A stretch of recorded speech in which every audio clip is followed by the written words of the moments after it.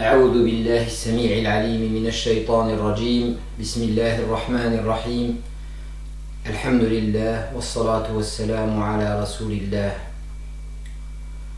Aujourd'hui, je vais m'adresser aux jeunes, les jeunes musulmans qui sont très touchés par ce qui se passe en France en ce moment.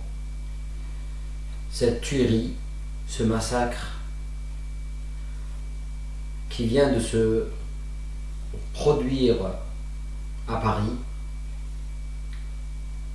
Je sais que vous vous posez beaucoup de questions, vous êtes perturbés, certains parmi vous ont peur, certains parmi vous ne comprennent pas ce qui se passe, et certains se posent vraiment la question, est-ce vraiment des musulmans qui ont fait ces actes-là?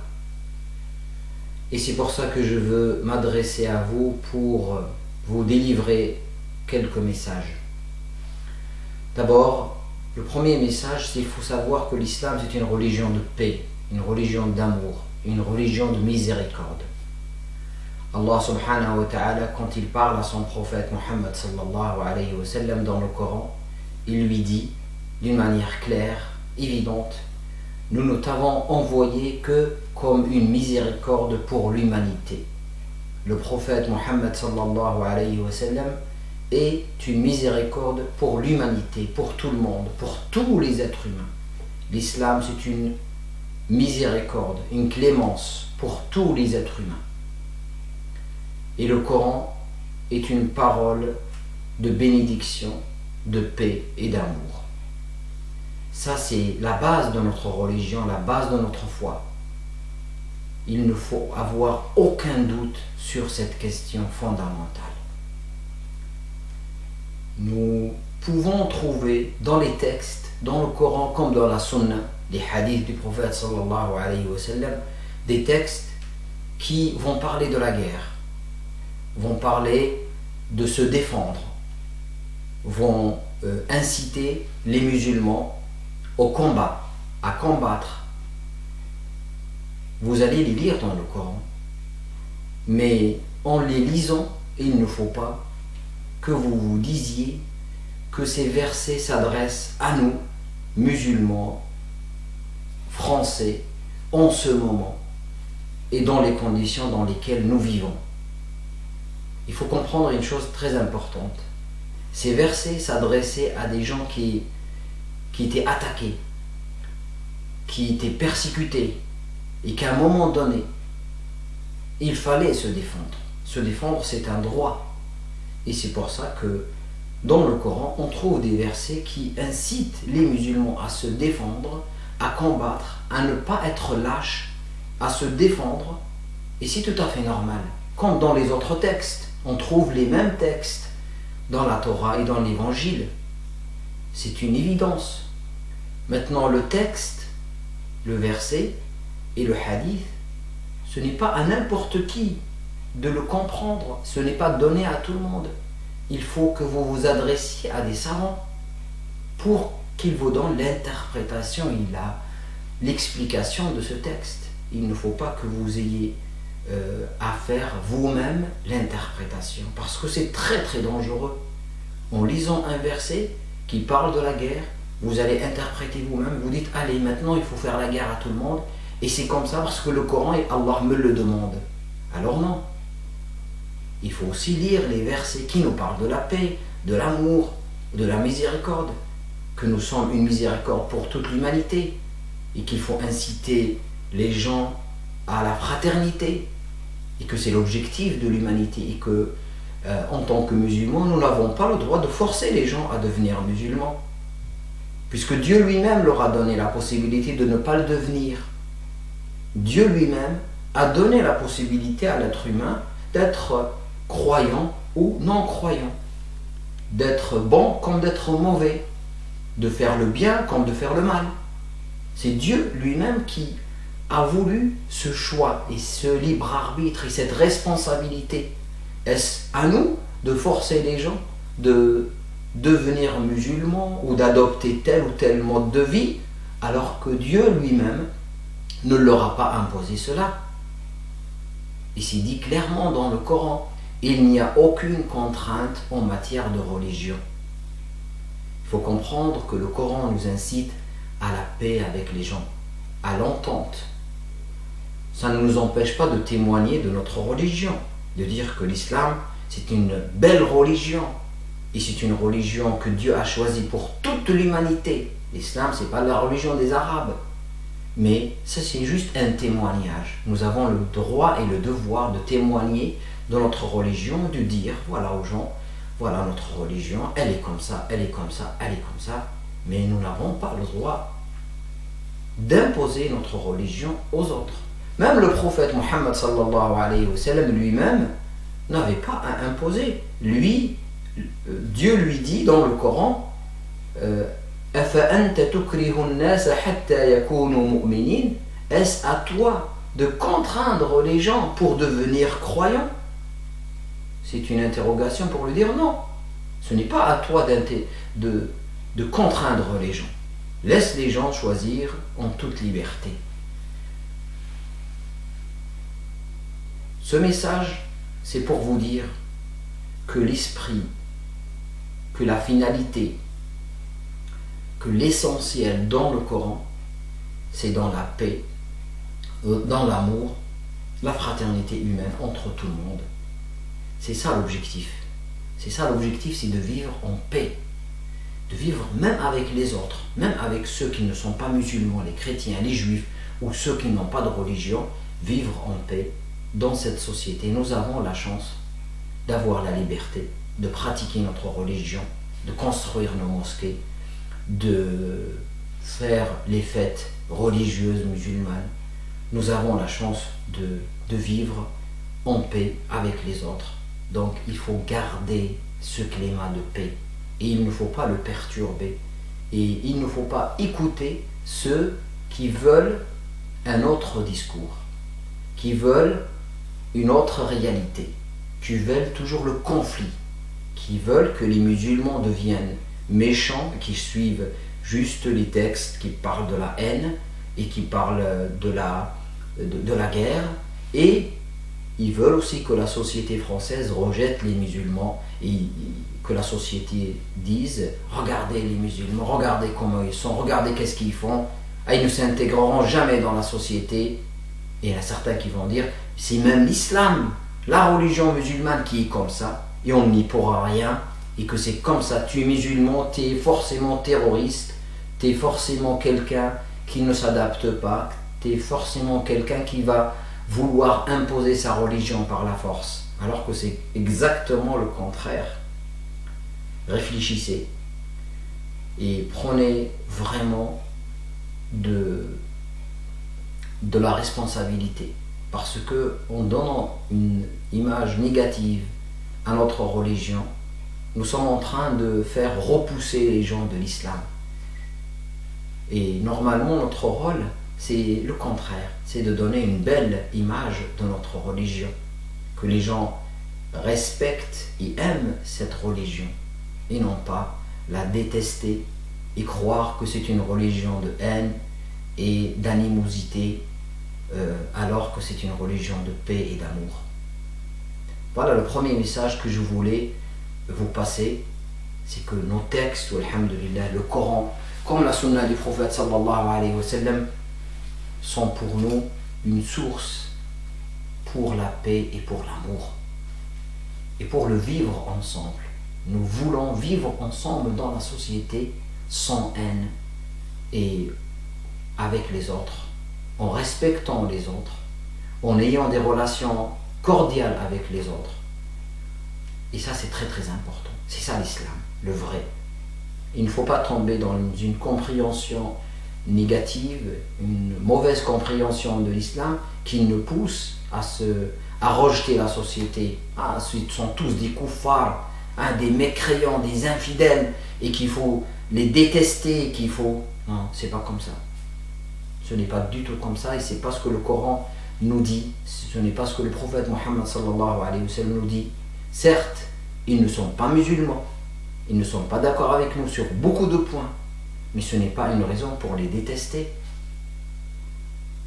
Ce n'est pas une raison pour leur déclarer la guerre. Ce n'est pas une raison pour leur manquer de respect. C'est ce que le Coran nous dit. Et donc pour comprendre le Coran, il faut s'adresser aux vrais imams. Il faut s'adresser aux savants musulmans et non pas à n'importe qui. Parce que certains peuvent vous induire dans l'erreur. Certains qui sont ignorants, mais qui se prennent pour des savants, pour des gens qui comprennent tout, et qui vont vous expliquer des versets négativement, d'une manière négative, d'une mauvaise manière, parce que eux-mêmes, ils n'ont pas les moyens et les outils pour bien comprendre. Ils ne connaissent pas forcément très bien la langue arabe, ils ne connaissent pas forcément les circonstances de révélation de ces versets. Pourquoi Allah a révélé ce verset? Pourquoi et quand? Et dans quelles circonstances? Ça, ils ne savent pas. Donc, ils essayent d'appliquer des textes qui ne s'appliquent pas à notre contexte. La deuxième chose dont je voulais vous parler, c'est cette peur aujourd'hui qui s'installe dans la société. Moi, je vous dis, il ne faut pas avoir peur. Il faut compter sur la compréhension, la clairvoyance et le discernement du peuple français, de nos concitoyens français. Ils ne sont pas tous méchants, ils ne sont pas tous racistes, ils ne sont pas tous, ils ne détestent pas tous l'islam, bien le contraire, bien le contraire. C'est justement ce que les extrémistes veulent nous faire comprendre. Parce que les extrémistes de tous bords ont comme objectif, c'est qu'il y a la guerre qui s'installe, le conflit, et que les uns tuent les autres, et les uns exterminent les autres, et qu'il reste une France pure, ou un État islamique. Il y en a certains qui vont. Donc les extrémistes veulent le conflit. Les extrémistes veulent nous pousser tous au conflit. Et si on tombe dans leur piège de généralisation, ben, on va être pour eux des moyens pour installer cette haine. Donc ne soyons pas des moyens pour installer la haine dans la société. Il ne faut pas généraliser, il ne faut pas dire que tous les Français, tous les non-musulmans, tous les juifs sont comme ça, tous les chrétiens sont comme ça. C'est très facile de dire ça. Et c'est tentant, parce que parfois on dit, ah, ils sont tous comme ça. Ben, on tombe dans la même erreur. Eux, qu'est-ce qu'ils disent, certains, les extrémistes, les ignorants surtout? Ben, les musulmans sont tous comme ça, puisqu'ils tuent.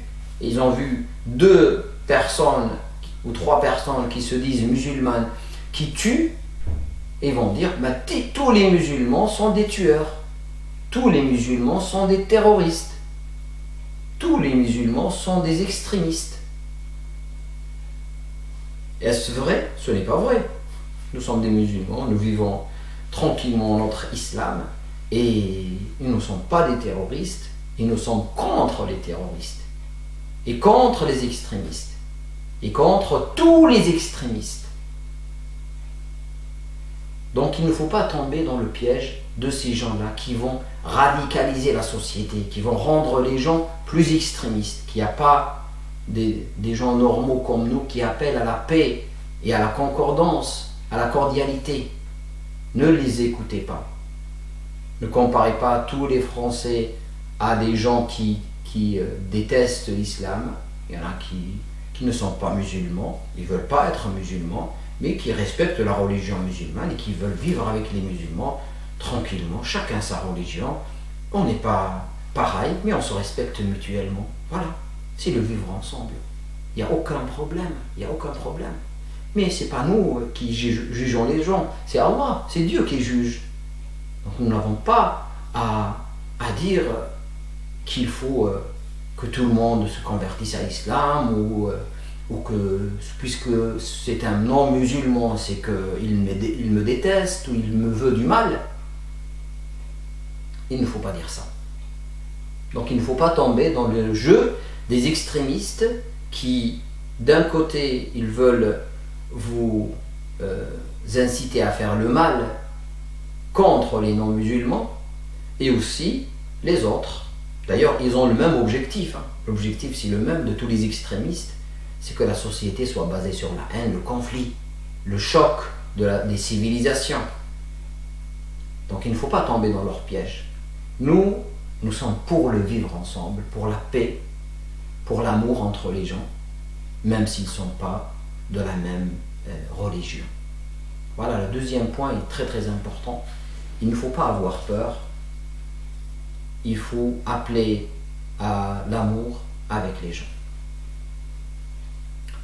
Le troisième point, c'est ces caricatures contre le prophète Mohammed sallallahu alayhi wa sallam, contre notre religion, contre les choses sacrées. Je sais que ça a fait beaucoup de mal chez les musulmans qu'on s'attaque à leur prophète, au Coran, à Dieu même. Et nous avons un énorme respect, un profond respect pour les choses sacrées, le Coran, le prophète, Dieu, l'islam d'une manière générale. Et ça nous touche énormément qu'on s'attaque gratuitement à ces symboles de la religion musulmane, uniquement pour se moquer, uniquement pour attiser la haine, uniquement pour provoquer. Quelle était la réponse des musulmans? Elle n'était pas identique. Certains ont manifesté dans la rue, certains ont fait des actes de violence, et certains sont passés même à l'acte pour tuer des personnes à cause de certains dessins. Est-ce proportionnel? Est-ce qu'il fallait faire cela? Non, certainement pas. Est-ce que le Coran qui nous dit de faire ça? Non, certainement pas. Le Coran ne nous demande pas d'agir de la sorte. Non.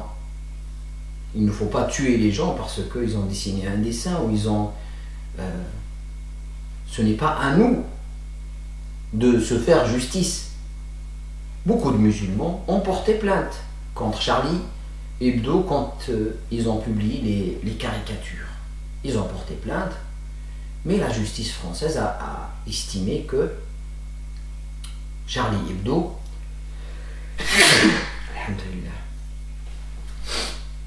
parce qu'elle faisait ces caricatures avec toutes les religions, toutes les sacralités, tout, qu'ils avaient le droit. Alors, ils ont donné le droit à Charlie Hebdo pour continuer à faire ce qu'il faisait avant. Moi, comme tous les musulmans, nous ne sommes pas d'accord avec ça. Nous considérons ça comme une injustice, de permettre à des gens de se moquer, de provoquer une religion gratuitement, comme ça, d'installer un climat de moquerie et de malsain dans la société. Nous ne sommes pas d'accord, bien sûr. Qui serait d'accord avec cela? Même, je vous le dirai, la majorité des Français ne sont pas d'accord pour cette provocation. Maintenant, le problème, c'est que cette réaction de certains musulmans, de ces jeunes musulmans qui croient défendre le prophète Mohammed sallallahu alayhi wa sallam, a fait l'effet inverse. Au lieu que les Français, la majorité des Français, ne soient contre les caricatures, aujourd'hui, la majorité des Français, malheureusement, avec cet acte barbare, cet acte de tuer des gens, la majorité des Français sont pour Charlie Hebdo, sont pour les caricatures. Donc, ce qu'ils ont fait, est-ce que c'était utile? Est-ce que ça a défendu le prophète Mohammed sallallahu alayhi wa sallam? Est-ce que ça lui a donné son honneur? Ben, c'est exactement le contraire ce qui s'est passé. Figurez-vous que le mercredi dernier, il y avait 30 000 ou 60 000 Charlie Hebdo sur les kiosques, que le mercredi prochain, il y aura 1 million de Charlie Hebdo. 1 million de caricatures contre le prophète Mohammed sallallahu alayhi wa sallam. Le prophète était insulté 30 000 fois, ben ce mercredi il nous sera insulté 1 million de fois. Vous imaginez? Donc c'est exactement le contraire. Ils veulent défendre le prophète, ils l'ont sali encore plus. Ils veulent défendre l'islam, Ils l'ont sali encore plus. Et c'est ce qu'il ne faut pas faire. Ça, c'est la bêtise. C'est l'ignorance. Si vous voulez faire quelque chose, faites un dessin. Faites un dessin qui redonne la place au prophète Mohammed sallallahu alayhi wa sallam. Dites-le. Écrivez des textes, des poèmes pour défendre le prophète Mohammed sallallahu alayhi wa sallam. Déclarez votre amour. Dites-le à votre entourage. Dites-le d'une manière respectueuse, d'une manière simple.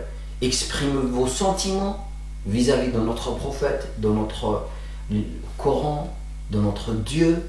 Mais exprimez-le dans la paix.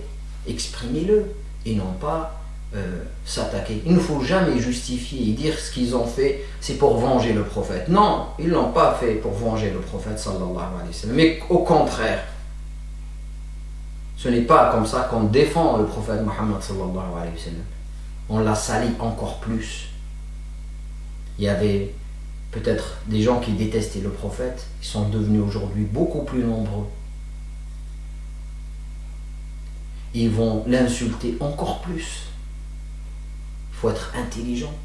Quand on fait quelque chose, il faut mesurer les conséquences. Voir si ce qu'on fait, ça va avoir des résultats, les résultats qu'on veut ou les résultats qu'on ne veut pas. Aujourd'hui, quand on voit, ces gens-là n'ont pas défendu le prophète sallallahu alayhi wa sallam, ils l'ont sali encore plus, ils lui ont donné une image très très négative. C'est pour ça que les Français aujourd'hui disent tous, nous sommes Charlie, je suis Charlie. Ils ne sont pas en train de dire je suis pour les caricatures ou je suis. Peut-être certains parmi eux le disent comme ça. Mais la majorité des Français, quand ils disent cela, ils sont en train de dire que je suis pour la liberté d'expression, je soutiens les victimes. Ce n'est pas comme ça qu'il faut agir. Et là, on est d'accord avec eux pour dire ce n'est pas comme ça qu'il faut agir. Et que nous sommes avec les victimes. Et que la liberté d'expression, c'est un droit. Certes, ce droit ne doit pas offenser les autres, ne doit pas désacraliser, ne doit pas toucher et provoquer les autres. Là, on va se battre pour ça tout le temps, pour dire que la liberté d'expression a des limites et que on ne doit pas s'attaquer gratuitement à une religion.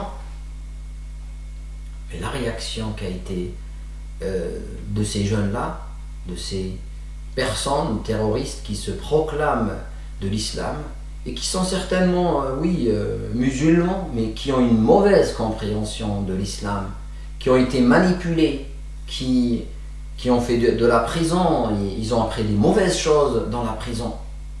C'est pour ça que mon conseil, pour finir ce petit discours, c'est de vous conseiller d'étudier, d'avoir des diplômes, d'être des gens intègres, de travailler et de donner la vraie et la belle image de l'islam. C'est comme ça que vous allez défendre le prophète Mohammed sallallahu alayhi wa sallam. Et c'est comme ça que le prophète Mohammed sallallahu alayhi wa sallam sera content de vous. D'ailleurs, c'est ce qu'il a fait, lui. Ils l'ont insulté, ils l'ont traité de menteur, de sorcier, de poète, de tous les noms, de toutes les mauvaises choses de l'époque. Mais le prophète sallallahu alayhi wa sallam, quand il l'insulte, il dit ce n'est pas moi qu'ils insultent, ils insultent peut-être quelqu'un d'autre. Il les ignorait. La meilleure réponse qu'on a à donner aux ignorants, aux provocateurs, c'est de ne pas rentrer dans leur jeu, c'est de les ignorer. Et vous aurez de la provocation dans l'avenir. Vous aurez beaucoup de provocations. Les gens vont vous provoquer sur votre religion, sur les symboles. Et la réponse que vous devez donner, c'est de dire, de les ignorer, de dire salam, comme Allah nous dit dans le Coran. وَإِذَا خَاطَبَهُمُ الْجَاهِلُونَ قَالُوا سَلَامًا. Et quand les ignorants s'adressent à eux pour les provoquer, leur seule réponse c'est de dire salam, au revoir, salut. Je n'ai pas à rentrer avec vous dans ce débat stérile, dans cette provocation qui ne mène à rien. Salam. Et je vous dis salam. Salam alaikum wa rahmatullahi wa barakatuh. Votre frère Abdallah, imam de Valence. Salam alaikum.